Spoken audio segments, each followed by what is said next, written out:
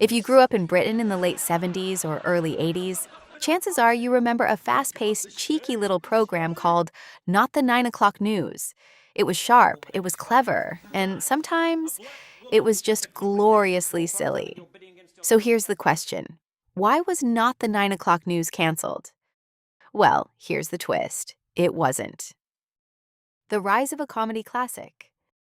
First airing in 1979 on the BBC, the show was designed as a satirical alternative to the serious nightly news. Instead of sober headlines, viewers got biting political jokes, surreal sketches, musical numbers, and some unforgettable characters. It introduced many people to a young Rowan Atkinson long before he became Mr. Bean, along with Mel Smith, Griff Rhys-Jones, and Pamela Stevenson. The humor was fast and fearless. It poked fun at politicians, the media, pop culture. Nothing was off limits. And audiences loved it.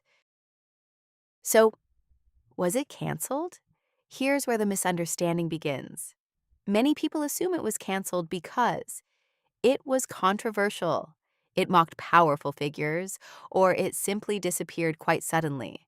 But in reality, Not the 9 O'Clock News ran for 4 successful series from 1979 to 1982. It ended because the cast chose to move on, not because it was axed. In fact, the show was at the height of its popularity when it finished.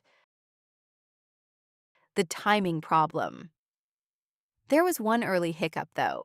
The very first series was scheduled to air in 1979, but it was delayed because of the UK general election. The BBC felt it wasn't appropriate to broadcast sharp political satire during an election period, so the show was temporarily pulled from its intended slot. Some viewers at the time assumed it had been shelved, but it returned, stronger than ever. Why it ended. By 1982, the cast members were becoming stars in their own right. Rowan Atkinson was moving toward bigger projects. Mel Smith and Griff Rhys-Jones were beginning new comedy ventures. Pamela Stevenson was also expanding her career. Comedy groups often have a limited lifespan. Creative people want to try new things, and sometimes it's better to finish while you're still on top. Rather than fading away, the show ended on a high. No scandal, no dramatic cancellation, no BBC ban, just a natural conclusion. Its lasting impact. Even though it only ran for a few years, its influence was enormous. It paved the way for later British sketch shows. It proved that political satire could be mainstream. And it launched careers that shaped British comedy for decades. You can still see its DNA in shows like Spitting Image, The Day Today, and Have I Got News for You?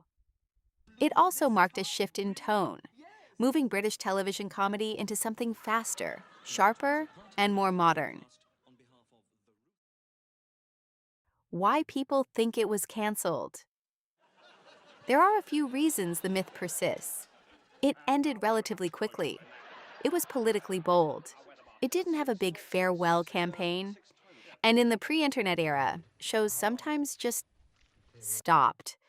When something disappears from the schedule, it's easy to assume the worst.